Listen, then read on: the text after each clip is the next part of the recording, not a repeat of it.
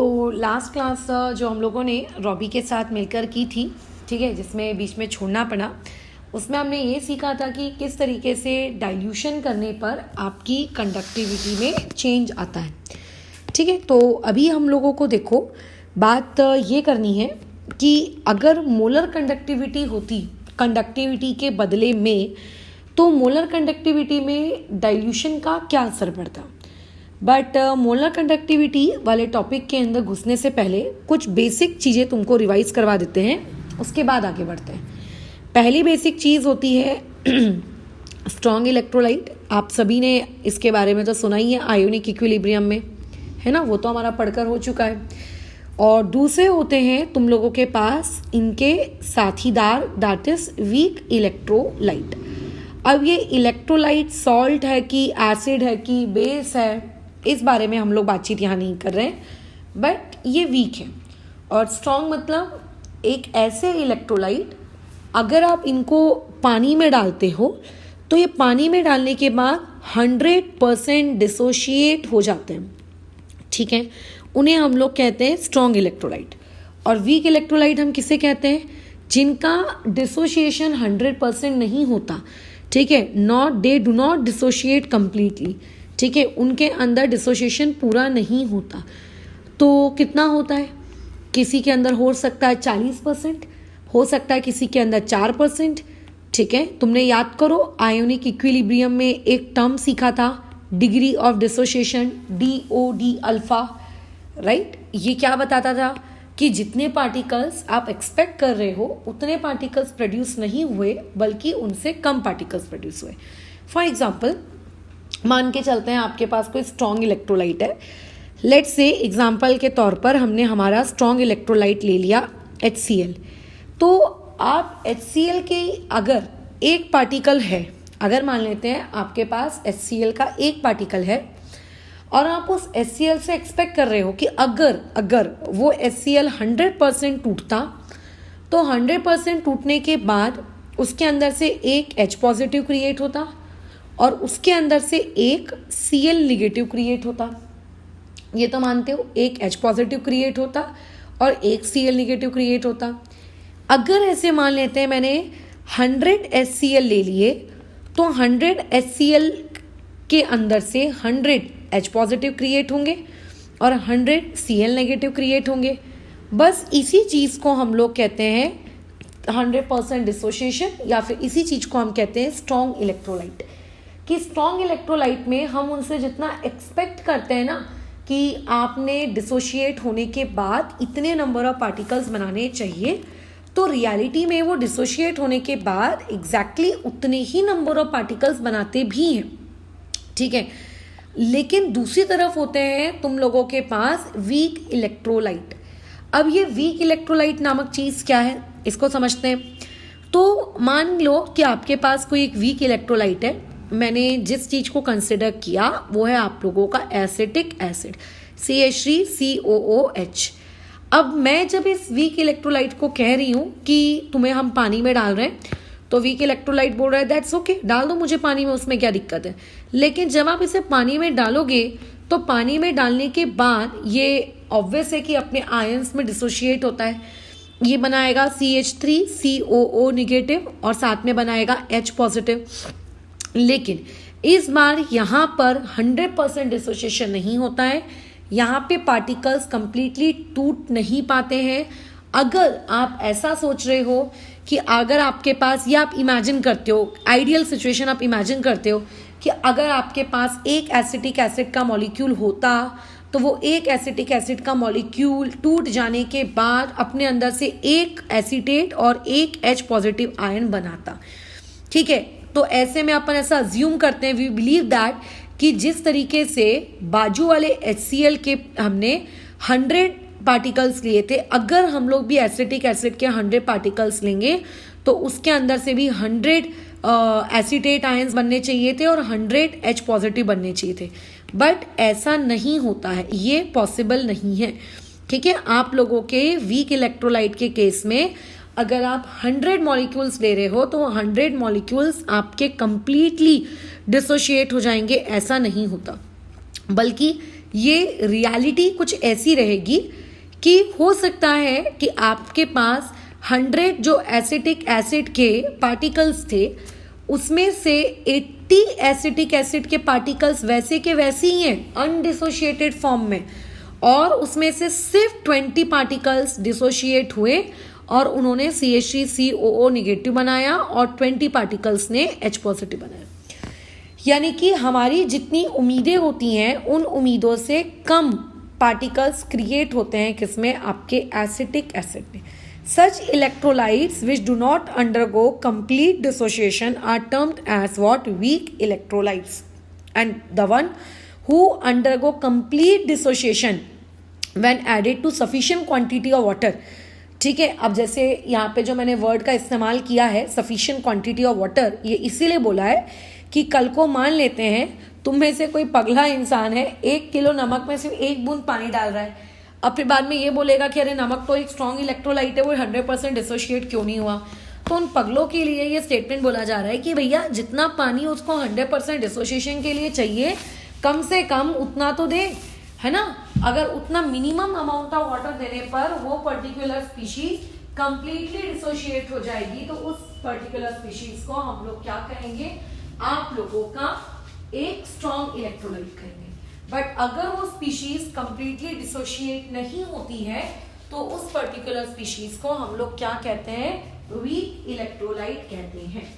तो अभी हमको जो टॉपिक पढ़ना है कि किस तरीके से मोलर कंडक्टिविटी वैरी करती थी आपकी डाइल्यूशन के साथ या फिर जो तुम्हारी बुक में लिखा है कंसंट्रेशन के साथ, उस टॉपिक को पढ़ने के लिए स्ट्रॉन्ग इलेक्ट्रोलाइट और वीक इलेक्ट्रोलाइट इन दो बातों का पता होना बहुत जरूरी है। क्योंकि जैसे हमने लास्ट टॉपिक में क्या किया, कंडक्टिविटी पढ़ी, तो कंडक्टिविटी के लिए हमने ये सोचा ही नहीं कि स्ट्रॉन्ग इलेक्ट्रोलाइट ले रहे हैं कि वीक इलेक्ट्रोलाइट ले रहे हैं, हमने वहां पे नॉर्मल बातचीत की भैया इलेक्ट्रोलाइट खत्म। लेकिन जब जब बातचीत दुनिया में मोलर कंडक्टिविटी की जाएगी तब तक हम लोगों को ये मेंशन करना होगा कि हम बातचीत स्ट्रॉन्ग इलेक्ट्रोलाइट के लिए कर रहे हैं कि वीक इलेक्ट्रोलाइट के लिए कर रहे हैं, ये हमें बताना पड़ेगा। तो अभी थोड़ा सा हमने रिकॉल किया कि स्ट्रॉन्ग और वीक क्या होते हैं, तो अभी इस बारे में तो तुम्हें आइडिया पता चल ही गया होगा। अब आगे कंटिन्यू करते हैं। देखो होता ऐसा है, जैसे कि मैंने लास्ट क्लास में भी ऑलरेडी ये चीज बताई हूँ कि जब हम किसी भी इलेक्ट्रोलाइट को पानी में डालते हैं तो पानी में डालने के बाद बोलो क्या होता है, वो इलेक्ट्रोलाइट, पहले तो देखो वो इलेक्ट्रोलाइट मान लेते हैं आपका सॉलिड स्टेट में होता है। सॉलिड स्टेट में उसके जो आयंस होते हैं, आयंस बहुत ही क्लोजली एक दूसरे से क्या होते हैं, पैक होते हैं। इतने क्लोजली पैक होते हैं कि ये डू नॉट मूव, ये अपनी जगह से हिलते डुलते नहीं है। और क्योंकि अपनी जगह से हिलते डुलते नहीं है, जिसकी वजह से इलेक्ट्रिसिटी भी कंडक्ट नहीं होती, इलेक्ट्रिसिटी का जो कंडक्शन है वो नहीं हो पाता, ये तो तुम जानते ही हो। अब जैसे ही हम इनको पानी में डालते हैं तो यही इलेक्ट्रोलाइट क्या कर लेते हैं बताओ, आयंस क्रिएट करते हैं। और तुम जानते हो कि आयंस तो मूवमेंट करते हैं, और अगर आयंस मूवमेंट करते हैं तो बोलो क्या होता है, इलेक्ट्रिसिटी कंडक्ट होती है। तो ये तो पूरी दुनिया को पता है कि डाइल्यूशन करने का फायदा क्या है। इस पे लास्ट वीडियो पे मैंने एक डिटेल्ड प्रवचन लिया था स्टार्टिंग के 10 मिनट का, तो ये उस पूरे प्रवचन का शॉर्ट में सारांश है। अब बात ये है कि स्ट्रॉन्ग इलेक्ट्रोलाइट पर डाइल्यूशन का क्या असर पड़ता है और वीक इलेक्ट्रोलाइट पे डाइल्यूशन का क्या असर पड़ता है। देखो जो स्ट्रॉन्ग इलेक्ट्रोलाइट होते हैं ना, स्ट्रॉन्ग इलेक्ट्रोलाइट का मतलब ही है कि जो खुद आयंस प्रोड्यूस करना चाह रहे हैं, जो क्या है, खुद आयंस प्रोड्यूस करना चाह रहे हैं, जो खुद आयंस प्रोड्यूस करना चाह रहे हैं, उन्होंने लेट से आयंस प्रोड्यूस कर दिए, चाह रहे हैं, तुमने उनको सफिशिएंट क्वांटिटी का पानी दिया और उन्होंने आयंस प्रोड्यूस कर दिए। ठीक है, पहला पॉइंट, वो आयंस प्रोड्यूस करना चाहते हैं। पॉइंट नंबर 2, उन्होंने आयंस प्रोड्यूस कर दिए। अब मान लो कि 100 आयंस आप एक्सपेक्ट कर रहे थे, ठीक है, और मान लेते हैं कि 100 आयंस प्रोड्यूस हो भी गए। ठीक है, मान लो आप एक्सपेक्ट कर रहे थे कि 100 आयंस प्रोड्यूस होने चाहिए और 100 आयंस प्रोड्यूस हो भी गए, आप बहुत खुश हो जाओगे। फिर आप ये सोचोगे कि अगर 100 आयंस प्रोड्यूस होने चाहिए थे, ठीक है, आपकी एक्सपेक्टेशन क्या थी? आपकी एक्सपेक्टेशन क्या थी कि 100 आयंस प्रोड्यूस होंगे, ठीक है। और रियलिटी में स्ट्रॉन्ग इलेक्ट्रोलाइट ने बोलो क्या किया, रियलिटी में उसने 100 आयंस आपको प्रोड्यूस भी कर दिए, के दे दिए, प्रोड्यूस भी कर दिए। अच्छा, तो ऐसे में अब मैं अगर तुमसे पूछती हूँ कि क्या फर्दर और आयंस प्रोड्यूस होंगे क्या? लेट्स से अगर मैं और पानी डालूंगी, लेट्स से मैं डाइल्यूशन करूंगी, तो डाइल्यूशन करने पे पहला पॉइंट क्या होगा, व्हाट विल हैपन? हमारे दिमाग में ये आएगा कि अरे अब तुम पानी डाल रहे हो, अब पानी डालने से क्या फायदा? तो एक स्टूडेंट के दिमाग में ये जरूर चीज आ सकती है कि मैडम हो सकता है डाइल्यूशन करने पे और आयंस प्रोड्यूस हो, मोर आयंस विल फॉर्म। तो तुम्हें क्या लगता है कि और आयंस फॉर्म होंगे? नहीं होंगे यार। क्यों होंगे? तुम खुद सोचो, आपकी कैपेसिटी थी 100 let's say H positive create करने की, और आपने सही में 100 H पॉजिटिव क्रिएट करके दे दिए। तो अब इसका मतलब ये है कि तुम्हारे पास कंटेनर में सारे के सारे आयंस बन गए, तुम्हारे पास अभी कोई भी मॉलिक्यूल अनडिसोशिएटेड फॉर्म में बचा ही नहीं, जितने भी थे सब आयंस में कन्वर्ट हो गए। ऐसे में जब तुम पानी डालोगे तो और आयंस बनेंगे क्या? नहीं यार, और आयंस तो नहीं बनेंगे। तो फिर पानी डालने पे होता क्या है स्ट्रॉन्ग इलेक्ट्रोलाइट में, जब आयंस की क्वांटिटी इंक्रीज नहीं हो रही तो कुछ तो हो रहा होगा।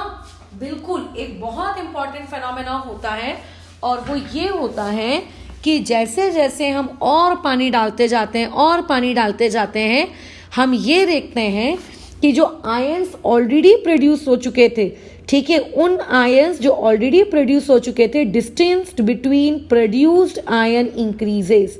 उन प्रोड्यूस्ड आयंस के बीच का जो डिस्टेंस है वो बोलो क्या हो जाता है, और इंक्रीज हो जाता है। क्या हो जाता है? इंक्रीज। यानी कि इस चीज को हम ऐसे समझते हैं कि बिफोर डाइल्यूशन अगर आपके पास ये एक पॉजिटिव कैटायन है और अगर आपके पास ये एक अनायन है, दोनों के बीच का डिस्टेंस अगर लेट से x सेंटीमीटर है, तो अगर मैं जब पानी डाल देती हूं तो पानी डालने से बोलो क्या हो जाता है कि ये जो पॉजिटिव पार्ट है और ये जो निगेटिव पार्ट के बीच का ये जो डिस्टेंस है, ये मान लेते हैं हो गया आप लोगों का क्या, ग्रेटर देन x सेंटीमीटर। मतलब पहले जितना डिस्टेंस था उस डिस्टेंस से अब ज्यादा हो गया। तो बेसिकली जब भी हम बातचीत करते हैं स्ट्रॉन्ग इलेक्ट्रोलाइट की, तो स्ट्रॉन्ग इलेक्ट्रोलाइट में जब हम डाइल्यूशन करते हैं, डाइल्यूशन मतलब पानी ऐड करते हैं, तो पानी के ऐड करने से क्या होता है? क्या नंबर ऑफ पार्टिकल्स इंक्रीज होते हैं क्या? नहीं, नंबर ऑफ आयंस उतने के उतने ही रहेंगे, उससे कोई फर्क नहीं पड़ता। ठीक है, उस चीज को कोई फर्क नहीं पड़ता, क्योंकि वो चीज पहले ही 100% डिसोशिएट हो चुकी है, उसके पास अब डिसोसिएशन के लिए कुछ भी नहीं बचा, तो वो पर्टिकुलर चीज और डिसोशिएट नहीं होती।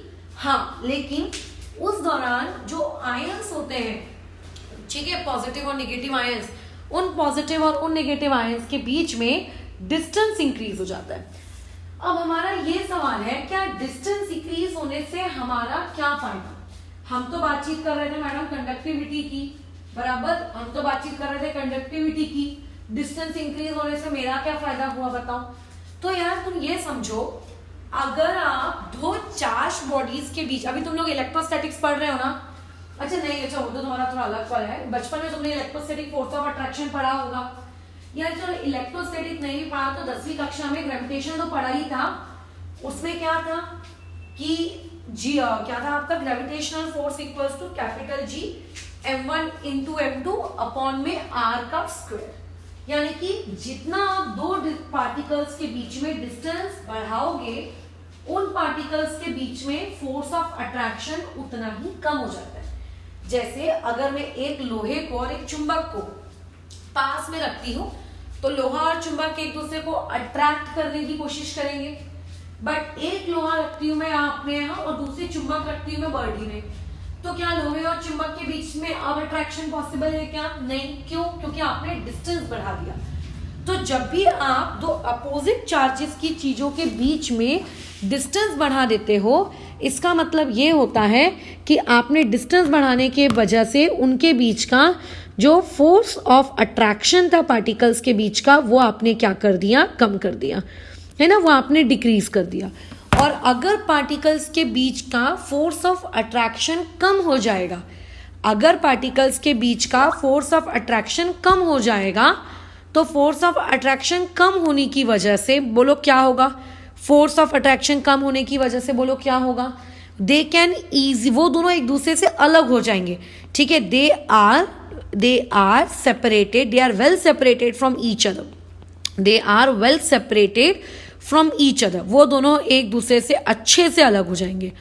और अगर वो दोनों एक दूसरे से अच्छे से अलग हो गए, मतलब now they can move more freely, ठीक है, अब वो लोग और आसानी से क्या कर सकते हैं, ठीक है, बताओ, और आसानी, now they can move more freely, और आसानी से मूवमेंट कर सकते हैं। और जितनी आसानी से मूवमेंट करेंगे, कंडक्टिविटी बोलो क्या होगी, इंक्रीज हो जाएगी। तो इट मीन्स दैट कि जैसे जैसे आप डाइल्यूशन करते हो, डाइल्यूशन अगर आपने बढ़ाया, तो डाइल्यूशन बढ़ाने से स्ट्रॉन्ग इलेक्ट्रोलाइट्स के केस में बोलो क्या होता है, स्ट्रॉन्ग इलेक्ट्रोलाइट्स के केस में आप लोगों की जो मोलर कंडक्टिविटी होती है, वो मोलर कंडक्टिविटी भी बढ़ जाती है। यानी कि मोलर कंडक्टिविटी का और डाइल्यूशन का बोलो कैसा रिलेशनशिप होगा, डायरेक्ट रिलेशनशिप होगा, ठीक है। आप जितना पानी ऐड करोगे, मोलर कंडक्टिविटी आपकी उतनी ही क्या होगी, बढ़ेगी, ठीक है। लेकिन बुक्स में अगर मान लेते हैं चीज कंसंट्रेशन के टर्म्स में पूछी गई है, तो कंसंट्रेशन के टर्म्स में कैसे समझाओगे अपने टीचर को, उसको ये बोलोगे कि देखो भैया, हमें पता है कि मोलर कंडक्टिविटी का और डाइल्यूशन का कैसा रिलेशनशिप है, डायरेक्ट रिलेशनशिप है, हम जानते हैं, लेकिन हम एट द सेम टाइम ये बात भी जानते हैं कि डाइल्यूशन का और कंसंट्रेशन का आपस में कैसा रिलेशनशिप होता है, इन्वर्स। तो इस हिसाब से अगर डाइल्यूशन और कंसंट्रेशन का आपस में इन्वर्स है और डाइल्यूशन का मोलर कंडक्टिविटी के साथ डायरेक्ट है, so from equation number 1 and 2 हम ये कह सकते हैं कि आप स्ट्रॉन्ग इलेक्ट्रोलाइट के केस में मोलर कंडक्टिविटी का और कंसंट्रेशन का भी कैसा रिलेशनशिप चलेगा, इन्वर्स चलेगा। यानी कि अगर कंसंट्रेशन बढ़ाओगे, मोलर कंडक्टिविटी घटेगी, अगर कंसंट्रेशन घटाओगे, मोलर कंडक्टिविटी बढ़ेगी। अब देख लेते हैं तुम्हारी किताब वाले ने इस चीज को कैसे लिखा हुआ है ना। तो सबसे पहले जैसे मैंने बताया, मोलर कंडक्टिविटी आपको दोनों केसेस के लिए पढ़नी है, स्ट्रॉन्ग इलेक्ट्रोलाइट्स के लिए भी पढ़नी है और उसके अलावा आपको वीक इलेक्ट्रोलाइट के लिए भी पढ़नी है। हमने पूरी बातचीत की, हमारी पूरी बातचीत का सारांश क्या निकला, आप जितना डाइल्यूशन करोगे स्ट्रॉन्ग इलेक्ट्रोलाइट के केस में, है ना, मोलर कंडक्टिविटी बढ़ेगी। देखो यही सेम चीज इस बुक वाले ने भी लिखी हुई है, यहां से लेके यहां तक आप अपनी वैल्यू मतलब लाइन को पढ़ो, क्या लिखा है, मोलर कंडक्टिविटी किसकी, स्ट्रॉन्ग इलेक्ट्रोलाइट की इंक्रीज करेगी रैपिडली, किसके साथ, डाइल्यूशन के साथ। यानी कि डाइल्यूशन जब आप बहुत ज्यादा करोगे या जितना ज्यादा करते जाओगे, बताओ क्या होगा, आपकी मोलर कंडक्टिविटी क्या होगी, बढ़ती जाएगी। ठीक है, अभी मैं आगे का पैराग्राफ और नहीं पा रही हूं तुमको, ठीक है, अभी मैं सिर्फ तुम्हें कुछ बेसिक चीजें बता रही हूं ताकि मैं आगे और पढ़ा सकूं, बट ये होगा मोलर कंडक्टिविटी के साथ। क्या ये बात समझ में आ रही है, ये चीज होगी किसके साथ, मोलर कंडक्टिविटी के साथ, किसके लिए, स्ट्रॉन्ग इलेक्ट्रोलाइट के केस में। तो तुम्हें क्या ये बात समझी कि स्ट्रॉन्ग इलेक्ट्रोलाइट के केस में किस तरीके से मोलर कंडक्टिविटी बढ़ती है। अदरवाइज मैक्सिमम स्टूडेंट्स को ये लगता है कि यार जब नंबर ऑफ पार्टिकल्स ही नहीं बढ़ रहे, जब नंबर ऑफ आयन्स ही नहीं बढ़ रहे, तो फिर मोलर कंडक्टिविटी आप कैसे बढ़ा दिए। तो इस तरीके से बढ़ाए थे, क्यों, क्योंकि उनके बीच का पानी क्या करता है, फोर्स ऑफ अट्रैक्शन कम करता है ताकि वो ज्यादा आसानी से मूव कर पाए, है ना। अब आते हैं वीक इलेक्ट्रोलाइट पर। वीक इलेक्ट्रोलाइट पे मोलर कंडक्टिविटी का क्या फर्क पड़ता है। तो सबसे पहले इसके लिए तुम्हें यह पता होना चाहिए कि आखिर वीक इलेक्ट्रोलाइट्स होते क्या है। तो वीक इलेक्ट्रोलाइट्स का मतलब होता है कि वो स्पीशीज जिनके अंदर 100% डिसोशिएशन नहीं हुआ है, ठीक है, जो 100% डिसोशिएट नहीं हुई हैं, उन्हें आप कहते हो वीक इलेक्ट्रोलाइट। क्या है बात भेजे में जा रही है? उन्हें आप क्या कहते हो? वीक इलेक्ट्रोलाइट, ठीक है, ओके। इसका मतलब अगर आप एक्सपेक्ट कर रहे थे कि आपके पास 100 आयंस होने चाहिए, तो रियलिटी में आप लोगों के पास सिर्फ और सिर्फ मान लेते हैं 20 आयंस होंगे। बाकी के 80 का क्या हुआ? वो अनडिसोशिएटेड है। बाकी के 80 का क्या हुआ? वो अनडिसोशिएटेड है। ऐसे केस में जब आप पानी डालते हो, डाइल्यूशन करते हो, तो डाइल्यूशन करने के लिए जैसे आपने पानी डाला, हम लोगों के दिमाग में अगेन ख्याल आता है कि पानी डालने से क्या होगा, ठीक है, व्हाट विल हैपन, आखिर क्या होगा पानी डालने से। तो जैसा कि मैंने ऊपर बताया था, हमेशा एक स्टूडेंट सोचता है कि पानी डालने से नंबर ऑफ आयंस बढ़ेंगे, ठीक है, जो कि पिछले केस में नहीं बढ़ रहे थे क्योंकि वो ऑलरेडी मैक्सिमम पे थे यार अपने, है ना, कैसे बढ़ सकते हैं? ओके। दूसरी चीज, क्या वीक इलेक्ट्रोलाइट्स के केस में भी नंबर ऑफ आयंस नहीं बढ़ेंगे क्या? ना। वीक इलेक्ट्रोलाइट्स के केस में अगर डाइल्यूशन करने से पहले 20 आयंस थे, तो डाइल्यूशन करने के बाद अब नंबर ऑफ आयंस क्या हो जाएंगे? पहले के मुकाबले ज्यादा हो जाएंगे। लेट से 40 हो जाएंगे, 50 हो जाएंगे, 38 हो जाएंगे, 48 हो जाएंगे, बट जो भी होंगे यार इंक्रीज हो जाएंगे। तुम्हें कैसे पता कि इंक्रीज होंगे? अरे आयंस तभी इंक्रीज होंगे ना जब आपका पानी डालने पर कोई ऐसा मॉलिक्यूल आपके कंटेनर में होगा जो टूटना चाह रहा है या फिर जो टूट सकता है। स्ट्रॉन्ग इलेक्ट्रोलाइट के केस में क्या था? हमारे पास सारे के सारे मॉलिक्यूल्स खत्म हो गए थे, कुछ बचा ही नहीं था जिसको तुम तोड़ोगे, है ना, कुछ बचा ही नहीं था जिसको तुम तोड़ोगे। बट वीक इलेक्ट्रोलाइट्स के केस में अभी भी हमारे पास 80 पार्टिकल्स ऐसे बाकी हैं जो अभी स्टिल क्या होने के हैं? आप लोगों के क्या होने के हैं? बोलो, टूटने के हैं। तो जैसे ही तुम वहां पे 80 पार्टिकल्स जो आप लोगों के अनडिसोशिएटेड हैं, आप जैसे ही पानी डालोगे, वो पानी उन 80 पार्टिकल्स को जाकर बोलो क्या करेगा? तोड़ेगा। उन 80 पार्टिकल्स को पानी क्या करेगा? तोड़ेगा। तो ऐसे में क्या हो जाएगा? अब मान लेते हैं आपके पास टोटल आयंस कितने हो गए? पार्टिकल्स, पहले ऐसे लिख लेते हैं पार्टिकल्स, यानी कि आयंस विल फॉर्म। यहाँ पे डिस्टेंस नहीं बढ़ेगी, हो सकता है जो आयंस पहले से मौजूद हो उनकी डिस्टेंस बढ़ जाए, है ना, हो सकता है जो आयंस पहले से मौजूद हो उनकी डिस्टेंस बढ़ जाए, लेकिन ठीक है, लेकिन डिस्टेंस हो सकता है जो आयंस पहले से हो, ठीक है, प्रायर आयंस की जो डिस्टेंस है वो भले ही मान लेते हैं बढ़ जाती है, but new ions will form, ठीक है, नए आयंस फॉर्म होंगे। मान लेते हैं कि अब आपके पास 40 आयंस है, ठीक है, और आप लोगों के पास अभी मान के चलते हैं 60 अनडिसोशिएटेड पार्टिकल्स बचे हैं। अब तुम फिर से पानी डालोगे, तुम अब फिर से पानी डाल रहे हो। अब पानी डालने के बाद क्या होगा? वो पानी देखेगा कि अरे मेरे पास तो अभी भी अनडिसोशिएटेड पार्टिकल्स बच गए हैं, वो जाएगा उन अनडिसोशिएटेड पार्टिकल्स को और तोड़ेगा। तो अब नंबर ऑफ आयंस कितने हो जाएंगे? मान लेते हैं 60 आयंस हो गए और अनडिसोशिएटेड पार्टिकल्स अब कितने हो गए? 40 हो गए। तो बेसिकली जैसे जैसे तुम डाइल्यूशन करते जाओगे, ठीक है, in case of weak electrolyte, ठीक है, in case of weak electrolyte जैसे जैसे आप डिसोसिएशन करते जाओगे, आप लोगों के नंबर ऑफ पार्टिकल्स बोलो क्या होते जाएंगे? बढ़ते जाएंगे, ठीक है। डाइल्यूशन करने से क्या होता है बताओ? नंबर ऑफ आयंस आपके क्या होते हैं? इंक्रीज होते हैं। और अगर नंबर ऑफ आयंस इंक्रीज होंगे तो तुम खुद सोचो, कंडक्टिविटी भी बोलो कैसी होगी? इंक्रीज होगी। इसीलिए मोलर कंडक्टिविटी जो रहती है आप लोगों की, वो वीक इलेक्ट्रोलाइट्स के केस में बताओ क्या हो जाती है? इंक्रीज हो जाती है, ठीक है। क्या हो जाती है वीक इलेक्ट्रोलाइट्स के केस में? इंक्रीज। क्यों इंक्रीज हो जाती है? क्योंकि नंबर ऑफ पार्टिकल्स आप लोगों के क्या हो जाते हैं? इंक्रीज हो जाते हैं। लेकिन स्ट्रॉन्ग इलेक्ट्रोलाइट्स के केस में मोलर कंडक्टिविटी वहां पे भी इंक्रीज होती है, बट वहां नंबर ऑफ पार्टिकल्स इंक्रीज नहीं होते। वहां पे उन दोनों पार्टिकल्स के बीच का जो डिस्टेंस है, वो डिस्टेंस एक्चुअली क्या होता है? इंक्रीज होता है, ठीक है। तो अभी हम लोग एक बार देख लेते हैं टेक्स्ट बुक में ये चीज किस तरीके की लिखी हुई है। तो ये रहा वीक इलेक्ट्रोलाइट। वीक इलेक्ट्रोलाइट के बारे में क्या लिखा है कि वीक इलेक्ट्रोलाइट के केस में भी मोलर कंडक्टिविटी इंक्रीज होती है। किसके साथ? डाइल्यूशन के साथ।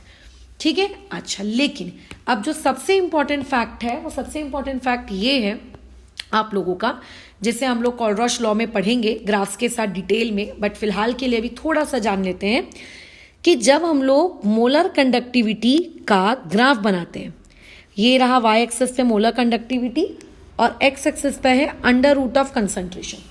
कंसंट्रेशन के वर्सेस हम ग्राफ बनाते हैं, हम ग्राफ कंसंट्रेशन के वर्सेस बनाते हैं। ठीक है, वॉल्यूम के वर्सेस नहीं, अंडर रूट ऑफ कंसंट्रेशन के वर्सेस। तो जब हम लोग ये ग्राफ स्ट्रॉन्ग इलेक्ट्रोलाइट के लिए बनाते हैं तो हम देखते हैं कि ग्राफ ऐसा है, ऐसा, यानी कि कैसा है ये ग्राफ का नेचर? लीनियर है ग्राफ का नेचर। लेकिन जब यही सेम ग्राफ हम लोग वीक इलेक्ट्रोलाइट के लिए बनाते हैं मोलर कंडक्टिविटी का अंडर रूट ऑफ कंसंट्रेशन के साथ, तो ये ग्राफ हमको कुछ इस तरीके का कर्व्ड दिखता है, ये ऐसा दिखता है ग्राफ। सबसे पहले तो ये दोनों का ग्राफिकल नेचर एक दूसरे से अलग होता है, ये हमको पता होना चाहिए। तो ये काफ़ी इंपॉर्टेंट क्वेश्चन है, आपको अलग से 2 मार्क्स के लिए या 1 मार्क्स के लिए पूछा जा सकता है कि draw the graphical nature of variation of molar conductivity with under root of C. Strong electrolyte के लिए और किसके लिए पूछा जा सकता है? वीक इलेक्ट्रोलाइट के लिए पूछा जा सकता है। तो इस तरीके का ग्राफ बनता है। अब ये ग्राफ ऐसा ही क्यों दिख रहा है? एक्चुअली हमने एक्सपेरिमेंट्स किया, हमने इलेक्ट्रोलाइट लिए, उन इलेक्ट्रोलाइट्स को हमने सही में डाइल्यूट कर करके कंडक्टिविटी उनके कंडक्टोमीटर के वाया चेक की, फिर हमें जो पॉइंट्स मिले उन पॉइंट्स को हमने ग्राफ पेपर पे प्लॉट किया और तो जाके हमें ये ग्राफ का रिजल्ट ऐसा मिलता है।